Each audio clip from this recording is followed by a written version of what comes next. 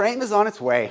I found something that offers a bang for the buck that I just couldn't pass up. And I haven't seen, I don't think, any of these in the wild, so it doesn't seem to be very common. The Speedway GComp subframe and rear torque arm suspension offers a comparable frame set for probably half the price of most of what the others are going for. Now, look, I recognize that you get what you pay for, so there's certainly some risk involved in this, but it seems pretty compelling, and from what I can tell, it's got all the goods. It comes with, for the most part, the odds and ends, the hubs, the spindles.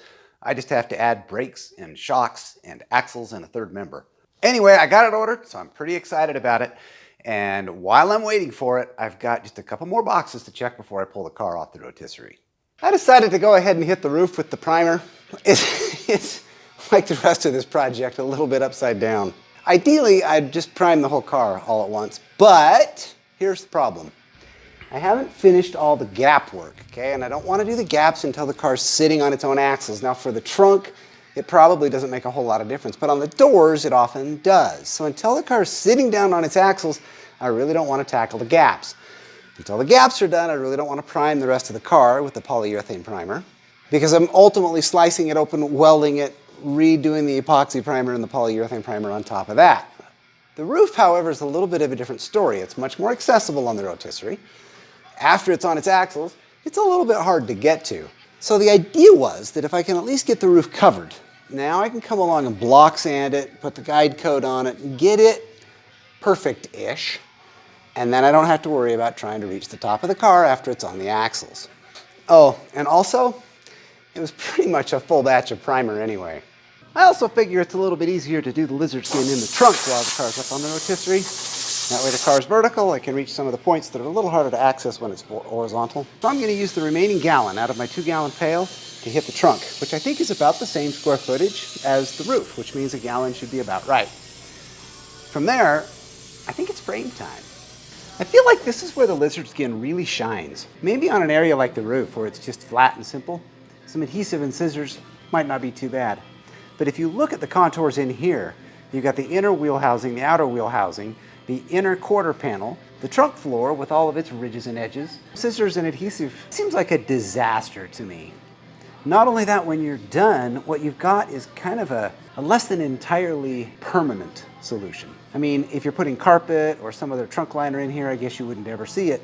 But arguably, the lizard skin is enough where you could call it done. The texture is kind of cool, and it's robust. And as a final benefit, the lizard skin has some sealing properties. So if there were any pinholes or anything left in the bottom of the trunk, they're sealed now. Between the lizard skin on the inside and the barrier bond on the outside, I think our sound deadening should be pretty good. Well, would you look at what just showed up?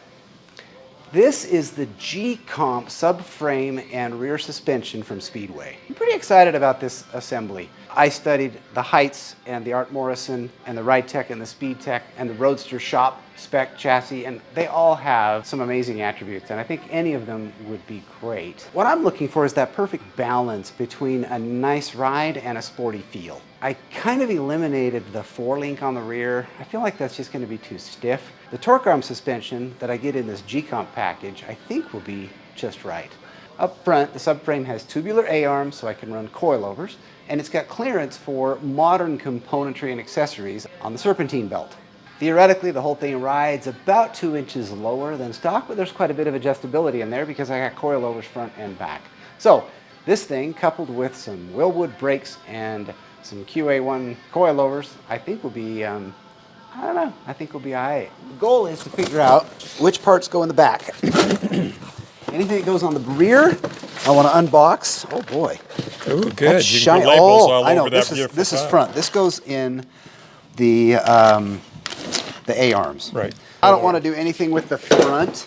Okay. Until I figure out the rear. And let's see. Do I need to trial fit the front before I paint it? I figured I would trial fit all the suspension on the rear, but not necessarily the front.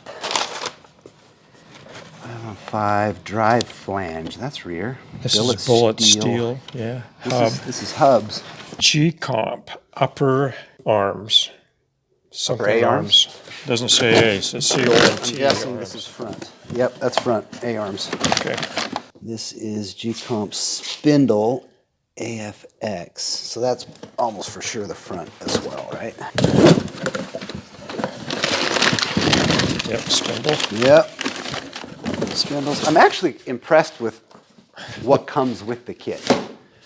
All I really had to buy, in addition to the kit, was coilovers and brakes. And then I'll need to buy axles and the third member for the rear. Oh, this is something in the back because there's the instructions. Bolts. This one says lower control arms. So this is definitely front. Yep, that's right. That's a lot of painting to do, huh? Yeah. Okay, that looks like a rear part. Front suspension kit. What? Hey, that's a good call. What would be on the front? What would be long like that? It's kind of an odd shape for a.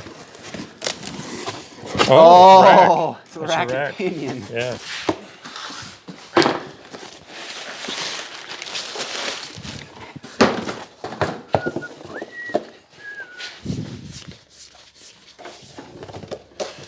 That's interesting.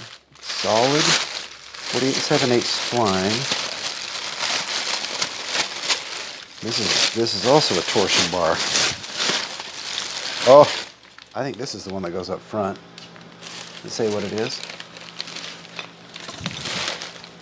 Rear sway bar. Oh, okay, then this is all rear. We need the Christmas tree. Isn't this Christmas I time? actually thought about it. Just for kicks and giggles, right? Looks a little heavy, doesn't it? Yeah.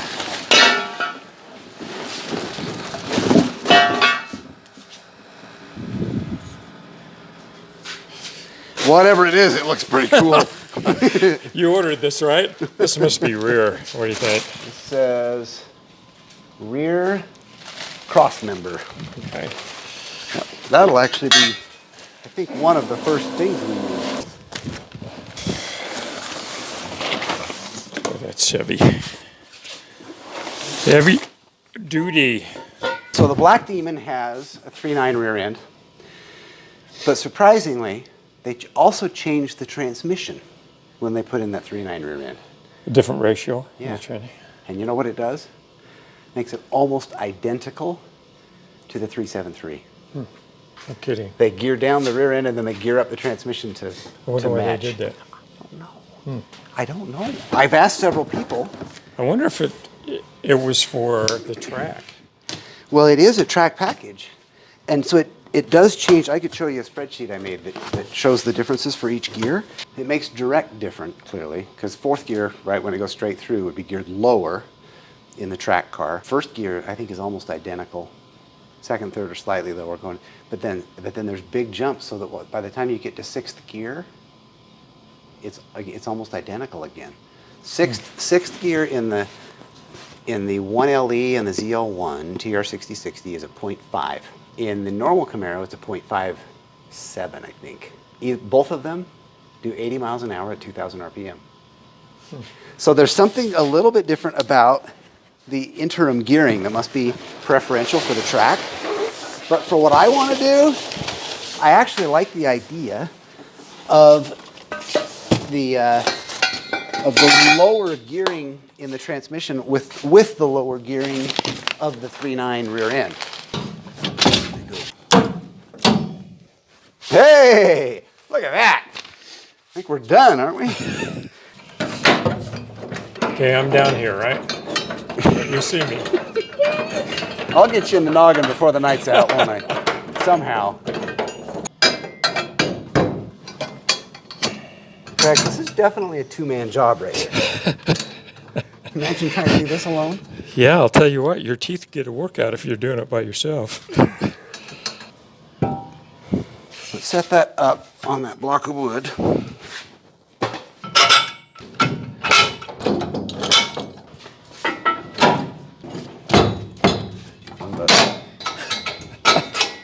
There we go. Is that enough to pull it off and paint it?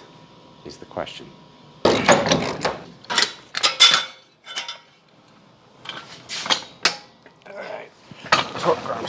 You got that. Nope. Can you pull on that? It's got my hand pinched. Let go with your left arm. My right hand is pinched. Can you pick that? There we go. Oh, it's still pinched.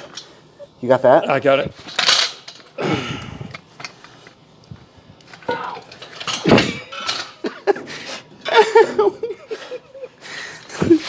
Stuck that in the wrong spot.